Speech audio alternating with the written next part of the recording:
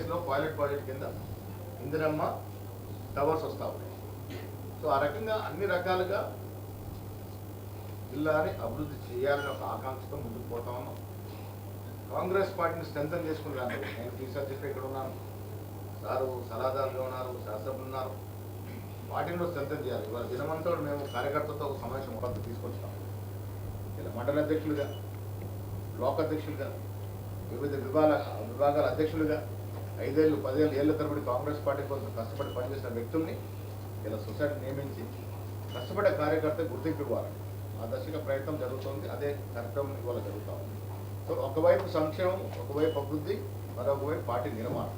ఇలా రేవంత్ రెడ్డి గారు ఆనాడు పీసీ అధ్యక్షుడిగా ఈ జిల్లా కూడా పలుమార్లు వచ్చినారు. వారు ఇచ్చినటువంటి ప్రతి వాగ్దానంలో మెజారిటీ అంశాలు పూరిస్తూ ఉన్నాం. ఇంక కొన్ని ఇవ్వాలి, దాపరికేం లేదు. కేసీఆర్ మన నెచ్చిన పోయినటువంటి పెట్టినటువంటి 8.5 లక్షల కోట్ల అప్పుని మోస్తూ నెల తిరగకుండానే 6,600,000 కోట్ల వడ్డీ అసలు కడుతూ మిగిలిన డబ్బుతో సంక్షేమం అభివృద్ధి ఇస్తా ఉన్నాం. చాలా ఇబ్బందిగా పరుస్తున్నా ఏది కూడా జారవిడ్చకుండా ఇచ్చిన ప్రతి మాటను నిలబెట్టుకోవాలనే ధ్యేయంగా ముందుకు పోతా ఉన్నాం. దాంట్లో భాగంగానే ఇక్కడ జిల్లాలో నేను, నాతో పాటు సీనియర్ మోస్ట్ నాయకులు సుదర్శన్ రెడ్డి గారు, భూపత్ రెడ్డి గారు, షబీర్ అలీ గారు, చాలామంది ఎక్స్ఎమ్మెల్యేలు, ఎక్స్ఎమ్మెల్సీలు, కాంగ్రెస్ పార్టీలో పనిచేసినటువంటి బీసీ అధ్యక్షులు, సభన్ అధ్యక్షులు అందరం కలిసి కూడా మా ధ్యేయం ఒకటే, నిజామాబాద్ జిల్లాని అన్ని రకాలుగా అభివృద్ధి చెందాలి. అతి త్వరలో మాస్టర్ ప్లాన్ విషయంలో కూడా మేమందరం మన ముఖ్యమంత్రి గారితో మాట్లాడడం జరిగింది. దాని మీద రివ్యూ చేసి మాస్టర్ ప్లాన్ని, కొంత ఇబ్బందులు ఉన్నాయి దాంట్లో, ఆ ఇబ్బందుల్ని అధిగమించి మాస్టర్ ప్లాన్ కూడా ఇంప్లిమెంట్ చేయాలి. తద్వారా నిజామాబాద్ జిల్లాని మేటి జిల్లాగా మార్చుకోవాలి. చాలా పెద్ద పెద్ద మాటలు మాట్లాడుతూ ఉన్నాం టీఆర్ఎస్ బీఆర్ఎస్ నాయకులు. వాళ్ళ ముఖాలకి స్మార్ట్ సిటీ కూడా చేయలేని పరిస్థితి. మనకన్నా వెనక వచ్చినటువంటి మున్సిపాలిటీ మనది 1932 or 34లో మున్సిపాలిటీ అయితే 1950లో మున్సిపాలిటీ అయితే కరీంనగర్. మనది 2003లో కార్పొరేషన్ అవుతే అది 2009లో 10లో కార్పొరేషన్. అది స్మార్ట్ సిటీ అవుతుంది, మనది అమృతలో ఉంటుంది. ఇది పని చేత కాదు. మాటలు మాత్రం పెద్ద పెద్ద మాటలు సంస్కారహీనంగా మాట్లాడుతూ ఉన్నారు. సరే, ఎవరైనా మాట్లాడినా ప్రజలు మా వింటున్నారు, ప్రజలు అన్ని గ్రహిస్తూ ఉన్నారు. అభివృద్ధి ధ్యేయంగా మేము పనిచేస్తూ ఉన్నాం.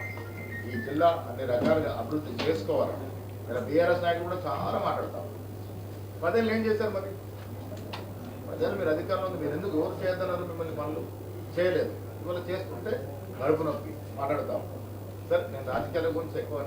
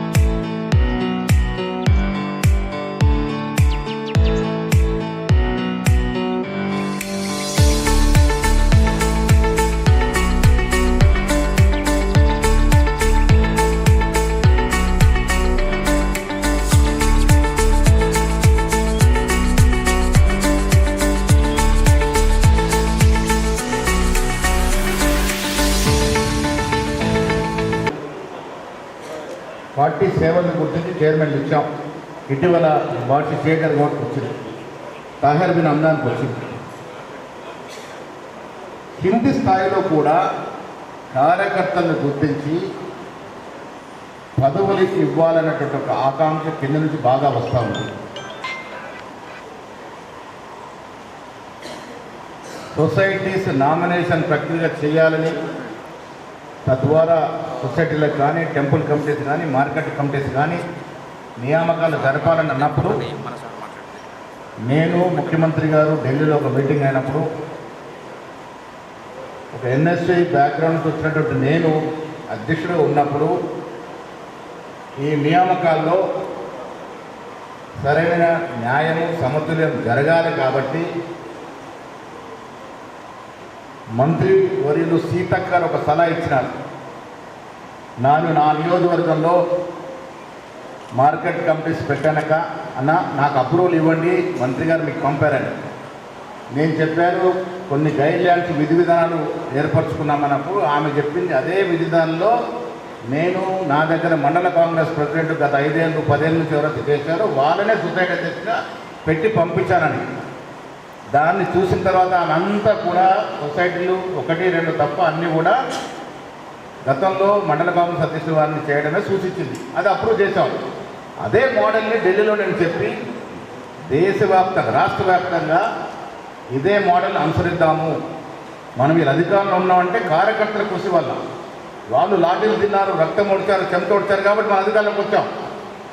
ఇవాళ నేను ఎమ్మెల్సీ అయినా, సుదర్శన్ రెడ్డి గారు మళ్ళీ ఎమ్మెల్యే అయినా, భూపతి రెడ్డి గారు ఎమ్మెల్యే అయినా మీ పుణ్యం, మీ కర్తవ్యాలు అయింది. కాబట్టి ఇవాళ మేమేంటంటే నా మనుషులు నగేష్ రెడ్డి మనుషులు అనే మాట చూడకుండా ఎవరైతే పార్టీని వదలకుండా కాంగ్రెస్ పార్టీని నమ్ముకొని మండల కాంగ్రెస్ అధ్యక్షుల సేవలు అందించినారో, బ్లాక్ కాంగ్రెస్ అధ్యక్షుల సేవలు అందించినారో, జిల్లా కాంగ్రెస్ వివిధ హోదాల సేవలు అందించినారో, ఎన్ఎస్ఏ యూత్ కాంగ్రెస్, మహిళా కాంగ్రెస్, సేవాదల్, కిసాన్ కాంగ్రెస్ సేవలు అందించినారో వారికి మొదటి ప్రాధాన్యత. ఇది కొంత తర్జన భర్జన జరిగిన తర్వాత ఎమ్మెల్యే వారి సూచన తీసుకొని అక్కడ డీసీ అధ్యక్షుడి యొక్క సలహాలు తీసుకొని 70% పదవులు 10 ఉంటే 7 గతంలో కాంగ్రెస్ పార్టీ కోసం పనిచేసిన వ్యక్తులకు ఇవ్వాలని కేసీ వేణుగోపాల్ ముందట ముఖ్యమంత్రి గారు, నేను, మీనాక్షి గారు సమ్మతించి నిర్ణయం తీసుకున్నాం. ఈ నిర్ణయం తీసుకున్న ముందు ఒక 10-15 నియోజకవర్గాల్లో అపాయింట్మెంట్ జరిగినాయి, కొంత తప్పిదాలు కూడా జరిగినాయి. వాటి జోలికి పోకుండా ఇక ముందు జరిపే దాంట్లో ఈ రకంగా జరపాలని నిర్ణయం తీసుకున్నాం. కాబట్టి నా తమ్ముడనో, నా బంధువునో, నాకు పనిచేసిన కాకుండా పార్టీ కమిట్మెంట్తో ఉన్న వ్యక్తులకే పదవులు ఇవ్వాలని మౌలికంగా ఒక నిర్ణయం తీసుకున్నాం. సో దాంట్లో భాగంగా సుదర్శన్ రెడ్డి గారి సలహా ఏంటంటే మన నిజామాబాద్లో అలాంటి భేదాలు లేవు కాబట్టి మనం కూర్చొని సీనియర్ నాయకులు కూర్చొని ఎవరు ఎక్కడైతే బాగుంటుందో నిర్ణయిద్దామనే సలహా మేరకు వాళ్ళు ఈ సమావేశం ఏర్పాటు చేసుకుని నియోజకవర్గాలుగా ఎవరు ఎక్కడ ఎన్ని రోజుల నుంచి కష్టపడి పనిచేశారు, పార్టీ వదలకుండా. కొంతమంది ఉన్నారు 10 ఏళ్ళు 12 ఏళ్ళు పనిచేశారు, తీరా ఎన్నికల సమయంలో టీఆర్ఎస్ పోయారు, బీజేపీ పోయారు, వాళ్ళకి ఇవ్వలేదు. పార్టీ నియమబద్ధ ప్రకారం వారికి ఇవ్వలేదు. పార్టీని అంటిపెట్టుకొని కష్టపడి వారికి ఈ పదవుల అవకాశం ఇస్తే రేపు మళ్ళీ పార్టీ అధికారంలోకి వస్తుంది. రేపు నేను మళ్ళీ ఎమ్మెల్యే కావాలన్నా, సుదర్శన్ రెడ్డి గారు ఎమ్మెల్యే కావాలన్నా, భూపతి రెడ్డి గారు ఎమ్మెల్యే కావాలన్నా మళ్ళీ మీరంతా పనిచేస్తేనే. ఇవాళ కాంగ్రెస్ పార్టీ ఇస్తున్న బాధ్యతమైనటువంటి సంక్షేమం, అభివృద్ధి ఏ రాష్ట్రంలో ఇవ్వట్లే. సన్నబియ్యం అన్నది నా భూతో నా భవిష్యత్తు. ఏ రాష్ట్రంలో సన్నబియ్య కార్యక్రమం లేదు. కర్ణాటక, తెలంగాణ ప్రభుత్వం కాంగ్రెస్ ప్రభుత్వంలోనే కాబట్టి ఇక్కడ మహిళలకు ఉచితంగా బస్సు ఇస్తూ ఉన్నాం. మీరు బోధన నియోజకవర్గంలో ఏ గ్రామానికి వెళ్ళండి, దాదాపు 70 నుంచి 80% ఇళ్లలో ఉచితంగా కరెంటు వాడుకుంటా ఉన్నాం. కొంతమంది అనికులు ఏసీలు గీజర్లు వేసేవారు తప్ప 4 బల్బులు 4 ఫ్యాన్లు తిరిగితే ఎంత వస్తుంది? 150, 150 యూనిట్ల కన్నా ఎక్కువ ఓట్లే. అదే గతంలో మీరు ఎంత కట్టారు? టీఆర్ఎస్ టైంలో 500, 1000, 2000, 3000 కట్టినారు. సో నెలకి యావరేజ్గా 500 నుంచి 2000 రూపాయలకు లాభం జరుగుతూ ఉంది. సిలిండర్ మీద 500 బోనస్ ఇస్తాం, రైతు రుణమాఫీ చేశాం, రైతు భరోసా ఇచ్చాం. అగ్రికల్చర్ చేయంగా సుదర్శన్ రెడ్డి గారు ఇరిగేషన్ మంత్రి ఉన్నప్పుడు ఇచ్చిన కార్యక్రమాల మీద దృష్టి పెట్టాం.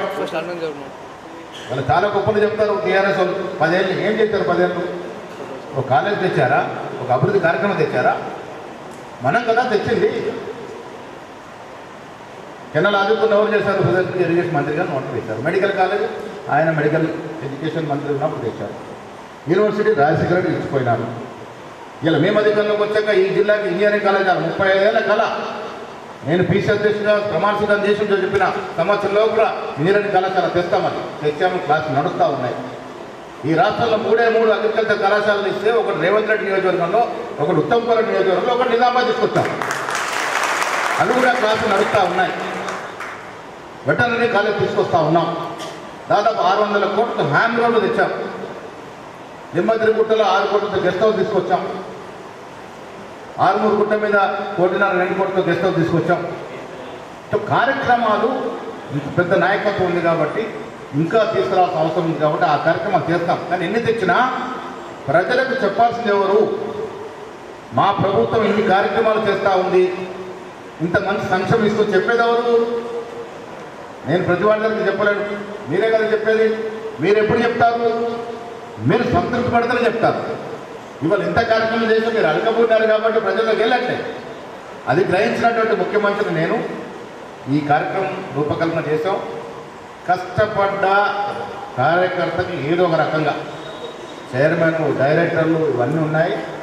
సెప్టెంబర్ మాసంలో అన్ని భర్తీ చేస్తూ ఉన్నాం. రాష్ట్రంలో మిగిలిన చైర్మన్లు, మిగిలిన డైరెక్టర్లు, societies, market committees, temple committees అన్నీ కూడా భర్తీ చేయబోతా ఉన్నాం. అన్నిట్లో కూడా 70 నుంచి 80% కార్యకర్తలకి వస్తుంది. ఒక 20% కొత్త వారికి అవకాశం ఉంటుంది. కొత్త వారిని కూడా, కొత్త రక్తాన్ని కూడా ఆహ్వానించాలి కాబట్టి కొంత ఉంటుంది. దాన్ని అర్థం చేసుకోవచ్చు కోరుతూ, బోధన నియోజకవర్గాల్లో మేము పెద్దగా చెప్పేది ఏం లేదు. జిల్లాలో సీనియర్ మోస్ట్ నాయకులు వారు, ఎవరు మంచి ఎవరు చెట్టు వారికి తెలుసు. వారు మేము కలిసి ఇప్పుడు అది నిర్ణయిస్తాం. అదే రకంగా రూరల్, ఆరుమూరు, బాల్కొండ, నిజామాబాద్ ఎవరెవరు సీనియర్లో వాళ్ళందరి యొక్క పరిస్థితి అర్థం చేసుకొని సముచితంగా స్థానం ఇచ్చే ప్రయత్నం ఇది నిజామాబాద్ నుంచి మొదలు కాదు కాబట్టి పెద్ద సుదర్శన్ రెడ్డి గారి సలహా మేరకు ఇక్కడ ఇవాళ ఈ కార్యక్రమం చేస్తూ ఉన్నాం. అందరు కూడా కార్యక్రమం తీసుకొని మీ అందరికి మనం ఒకటే, 10 ఏళ్ళు టీఆర్ఎస్ ప్రభుత్వం చేసిన నిర్వాహకులు చూసాం. వారు చేయని భూదోపిడి లేదు, వారు కేసులు పెట్టిన నాయకుడు లేడు మన దాంట్లో. ఎన్నిసార్లు గృహ నిర్బంధాలు, ఎన్నిసార్లు ఔదారస్తులు. ఇవాళ ప్రజలంతా మర్చిపోయిననేది మళ్ళీ ప్రజల ముందుకు వస్తుడు కేటీఆర్, హరీష్ రావు. వాళ్ళు చేసిన 10 ఏళ్ళ దోపిడీ మర్చిపోయినామా? వాళ్ళు ఇంకొక 5 ఏళ్ళ నుండి రాష్ట్ర పరిస్థితి ఏమయ్యేది? మళ్ళీ వాళ్ళ అధికారులకు వస్తే రాష్ట్ర పరిస్థితి ఏమవుతుంది? గద్దల్లాగా ననకపోతారు. సో అది జాగ్రత్త పడాల్సిన అవసరం ఉంది. అది కార్యకర్తల బాధ్యత. ఈ రాష్ట్రంలో మనం ఇస్తున్న సంక్షేమం, అభివృద్ధి కార్యక్రమాలు ప్రజలకు చెప్పుకుంటే చాలు, 100కి పైన సీట్లు వస్తాయి మనకి. అలా గ్రౌండ్లో ఆ పరిస్థితి ఉంది. ప్రతివాడు సంతోషంగా ఉన్నాడు. కొంత కార్యకర్తలు అక్కడక్కడ అటుపట్టు మాట్లాడుతున్నా గ్రామీణ ప్రాంతాల్లో ప్రజలు సంతోషంగా ఉన్నారు. వారి సంక్షేమం అందుతుంది, అభివృద్ధి అందుతుంది. సో వచ్చే ఎన్నికల్లో రేవంత్ రెడ్డి గారి నేతృత్వంలో మళ్ళీ 100 సీట్ల పైన గెలుస్తాము. మళ్ళీ అధికారుల కోసం దాంట్లో అనుమానాలు అవసరం లేదు. మీ కర్తవ్యం మనం ఇచ్చిన కార్యక్రమాలు, మనం ఇచ్చిన సంక్షేమం ప్రజలకు తీసుకుపోవడం. ధన్యవాదాలు. చెప్పారు ఈ మీటింగ్ కొందరు చిన్న మిస్టేక్తో ఎలక్షన్ పెట్టాలని డిసైడ్ అయితే నేను బీసీసీ ప్రెసిడెంట్ గారు ఎలక్షన్లతో ఆయన మట్టుకు ఇది రైతులకు సంబంధించింది, ఎవరైనా మన ప్రభుత్వం మనం తెచ్చుకున్నాం. సరే, గతంలో 10 సంవత్సరాలు టీఆర్ఎస్ వ్యతిరేకత అనవచ్చు, మన కార్యకర్తల యొక్క పట్టుదల అనుకోవచ్చు, లక్ష్య అనుకోవచ్చు, ఏదన్నా అనుకోండి. మొత్తం మీద చాలా గట్టిగా కేసులైనా, ఎన్ని ఇబ్బందులు పెట్టినా, ఆర్థిక ఇబ్బందులైనా అన్ని విధాలుగా గట్టిగా పట్టుకొని మనం ఇలా మన ప్రభుత్వం తెచ్చుకున్నాం. ఇది నిజంగానే కార్యకర్తకు అంటే ఒక లీడర్కు ఒక హక్కు ఉంది. మరి గతంలో ప్రభుత్వం లేకుండే మరి మేము పార్టీకి పనిచేసినాం. ఇలా ప్రభుత్వం వచ్చింది కదా మాకేందని వాస్తవం వాళ్ళు అడగాల్సిన హక్కు కూడా వాళ్ళకు ఉంది. వాళ్ళకు న్యాయం చేయాల్సిన బాధ్యత కూడా పార్టీ మీద ఉంది. మరి ఇప్పుడు 2.5 సంవత్సరాలు అయింది. కొన్ని కార్పొరేషన్ చైర్మన్లు ఇచ్చారు, పనిచేసిన వాళ్ళకి అందరికీ కూడా. ఇవాళ వాళ్ళ టర్మ్ కూడా అయిపోయింది, ఇంకా రిమైనింగ్ కూడా మరి ఇస్తామని అంటా ఉన్నారు. ఇప్పుడే పీసీ అధ్యక్షుడు సెప్టెంబర్లో ఇస్తామని అంటున్నారు. సో ఏదేమైనా ఈ నామినేటెడ్ పోస్టులు అన్నది తొందరగా ఫిలప్ చేయాలన్నది నా యొక్క విజ్ఞప్తి. ఎందుకంటే ఇంకా మన 2.5 సంవత్సరాలు అంటే ఇంకా 3 నెలలు ఎక్కువైపోయింది. ఇంకా 3 నెలలు అయితే 3 సంవత్సరాలు అయిపోతుంది. కాబట్టి టైం ఎక్కువ లేదు మనకు. లాస్ట్ 6 నెలలు అయితే ఎలక్షన్ కూడా ఉంటుంది. కాబట్టి వాళ్ళు అందరి కార్యకర్తలకు న్యాయం చేయాల్సిన బాధ్యత కాంగ్రెస్ పార్టీ ఉంది. తప్పకుండా నేను ఏమంటున్నా అంటే ఇప్పుడు మా దగ్గర కూడా ఇప్పుడు మా వాళ్ళు కూడా లేరు. యాక్చువల్ మాకు 1:30 ఇచ్చిన టైం వాళ్ళందరికీ 1:30కే రండి చెప్పి కొంచెం భోజనం చేసి ఇలా భోజనం లేవు సొసైటీకి ఉన్నాయి. నేను వచ్చినప్పుడు మన ఎమ్మెల్యే కాకుండా ముందు ఒక్కడు కూడా మనోడు కాదు. తర్వాత ఏం చేసాం, ఒక 6 మంది బలవంతంగా దించినాం, అవిశ్వాసం పెట్టినాం, ఏం చేసాం ఇక అందరికీ మీరు అంతా డీటెయిల్ చెప్పే అవసరం లేదు. మొత్తం మీద 6 రోజులు దించగానే మిగతా అందరూ మనోళ్ళు అయిపోయింది. అంటే ఇక అప్పుడప్పుడు డబ్బు ఖర్చు పెట్టుకున్నాడు, క్యాంపింగ్ చేసి అన్నీ చేసింది. తర్వాత వాళ్ళే భయపడితే కూడా వాళ్ళే రిజైన్ చేసి కొంతమంది వాళ్ళే మేము వస్తాం సార్ మీ దాంట్లో జాయిన్ అవుతామంటే అందరినీ ఇవాళ నేను చెప్పడా 23 సొసైటీలు కాంగ్రెస్ సో వాళ్ళందరికీ ఒకటే చెప్పిన పార్టీ ఎక్కడ నిర్ణయం సర్దారాబాయి ఇది మన సొంత నిర్ణయం కాదు. ఇప్పుడు పార్టీ అంటున్నారు తప్పకుండా మండల ప్రజలకు ఇవ్వాలని అంటున్నారు. మా దగ్గర ఎవడే మండల ప్రజలు ఉన్నారు మరి ఇప్పుడు అంటే ఇప్పుడు 23 మంది సొసైటీ చైర్మన్గా మనం తెలుసుకోవాలి. సరే మండల ప్రెసిడెంట్ అయిన తర్వాత బ్లాక్ కాంగ్రెస్ అధ్యక్షులు ఇంకా దాంట్లో ఎలిజిబిలిటీ క్రైటీరియా ఉంది. ఇప్పుడు లైక్ ఆయన కంపల్సరీ ఓటర్ ఉండాలి ఆ పరివిలో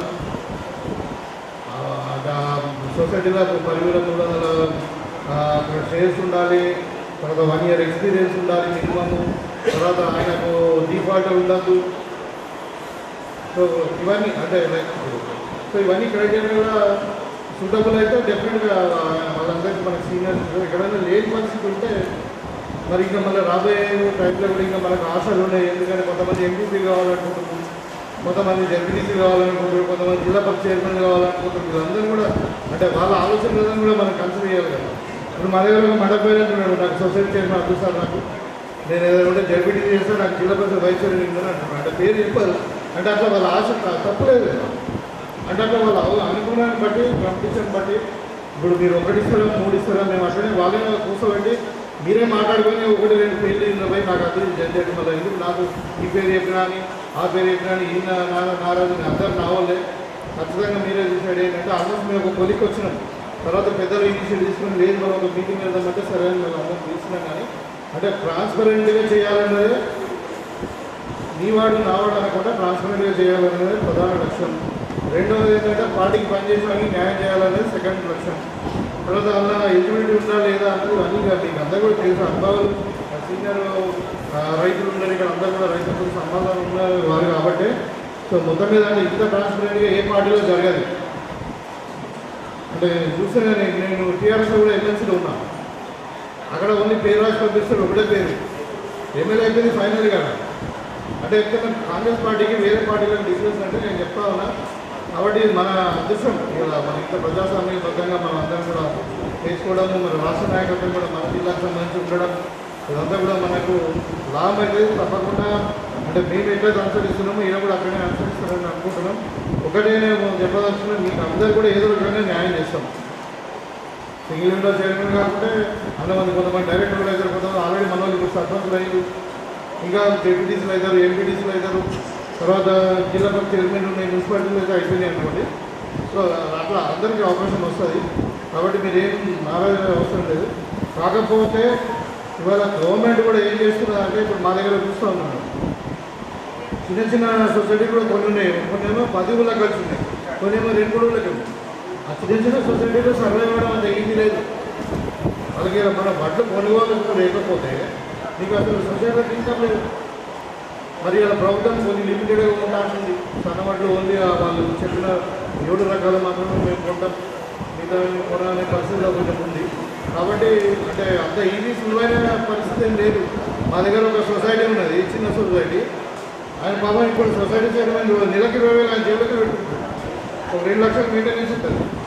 తన ఆఫీస్కు సీఈఓకు ఎంప్లాయీస్ అంతా కూడా ఎవరి ఇయర్ పైసలు. ఇవాళ ఇంకా ఇప్పుడు ఫర్టిలైజర్ కూడా ఏం చేశారు, మొత్తం ఆ ట్రాన్స్పోర్ట్ కూడా తీసేసారు. ట్రాన్స్పోర్ట్ తీసేసినాక ఏమవుతుంది, మనం బయట కమర్షియల్ ఏజెన్సీ ఏది ఉన్నదో అంతే రేటు మనం ట్రాన్స్పోర్ట్ నీకు దొరకదు కదా, మన 30 రూపాయలు ఎక్స్ట్రా అన్నమాట. అదేమో మీరు అఫీషియల్గా సిటీకి రాదు. సో ఇప్పుడు వాడు బయట సేమ్ రేట్ కష్టం వేయడమనుకుంటే ఎందుకు బయట అనుకుంటాను. కాబట్టి ఇవన్నీ సమస్యలు ఉన్నాయి. అంత సులువుగా సొసైటీ చైర్మన్ కానీ ఏదో అయిపోతుంది అనుకుంటే ఏం కాదు అది. అంటే అందుకని మీరు దయచేసి కొంచెం అంటే ప్రాబ్లమ్స్ చెక్ చేసి రైతులకు అందుబాటులో ఉండేటప్పుడు ఉంటాయని అందరూ కూడా ముందుకు రండి. ఇంకా రాజకీయంగా కూడా ఇప్పుడు మనం చూస్తూ ఉన్నాం. నేను ఒకటే చూస్తాను సార్, ఇలా రేవంత్ రెడ్డి గారిని అమెరికా పోకుండా అడ్డుకున్నారు. ఎందుకు అడ్డుకున్నారు? అమెరికా వాళ్ళు ఇక్కడ వచ్చి కాలేజీ స్కూల్ పెట్టుకున్న పోయి మన పిల్లలకు నాణ్యమైన విద్యను అందించాలా, ఇక్కడ పెట్టుబడులు పెట్టుకున్న మా తెలంగాణ అభివృద్ధి చేసుకుంటే వాళ్ళకి ఇక్కట్లేదు. ఈ విధంగా ఈ బీజేపీ విషయాల పను ఇక వాళ్ళంటారు దేశభక్తి గురించి మాట్లాడుతారు. దేశపరంగా దేశద్రోహులు ఇలా అభివృద్ధి ఏందని అడుగుతున్నట్టు ఏమన్నట్టు తెలంగాణ అభివృద్ధి ఎంత భారతదేశంలో భాగం కాదా? తెలంగాణలో ప్రజలు ఎన్నుకుంటారా ముఖ్యమంత్రులు? అంటే ఇలాంటి అంటే అన్డెమోక్రటిక్ వేలు వాళ్ళు చేస్తున్నారు.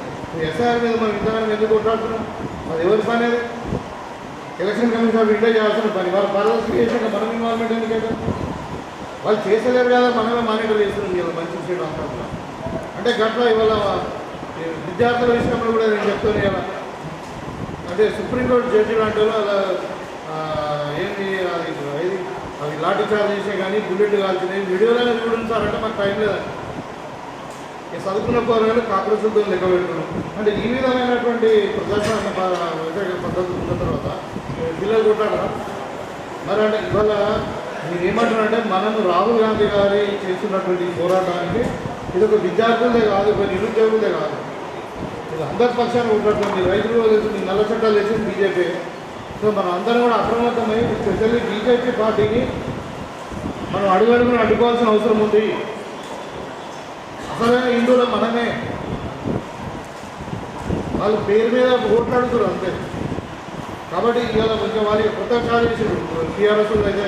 బీజేపీ కాంగ్రెస్ ఒకటే అంట. బీజేపీ కాంగ్రెస్ ఒకటి కూడా అవుతుందా? ఏమన్నా అక్కలు ఉంది అసలు మాట్లాడడానికి కదా? అంటే ఏం లేకుండా నోటికి వచ్చింది వాడు. ఇక ఒకడేమో దేశం రాష్ట్రం బాగుపడద్దనేమో సుప్రీంకోర్టు చేస్తున్నారు. ఒకడేమో ముఖ్యమంత్రి గారు అమెరికా పోతే ఏడా ఫండ్స్ వస్తాయి, ఏడవై ప్రాంతం వెళ్తున్నాడు, మరి ఏడ ఏదవుతుందో అని వాళ్ళు అడుగుతున్నాడు. అంటే ఈ విధంగా రెండు పార్టీలు కలిసి గల కుట్రలు కుతంత్రాలు చేసి తెలంగాణ అభివృద్ధిని అడుగుతున్నాయి. మీరు దాన్ని ప్రజల దగ్గర తీసుకపోవాలా? మీరు తీసుకోగలుగుతారు కదా, నిశ్చితార్థులు ఉన్నారు ఇక్కడ. మీరు ఇప్పుడైతే ఇంకా ప్రభుత్వం ఉంది, మనకు అడ్డమే లేదు. అంటే ఎవడేం మనమంటే ఇంకా మనమే ఉన్నాం అనాలి కానీ మనం అనుకుంటున్నాం. అంత దమ్మైతే ఒకటి లేదు మా దగ్గర. అయితే అందుకని చెప్తా ఉన్నా, మీరు నిశ్చితార్థులు మీకు తప్పకుండా అందరికీ కూడా న్యాయం జరుగుతుంది. ఇలా పెద్దలు సురేష్ రెడ్డి గారు వీళ్ళందరూ కూడా మంచి నేను నిర్ణయం తీసుకుని ఇంత ట్రాన్స్పరెంట్గా జరిగినందుకు వారు అందరికీ కూడా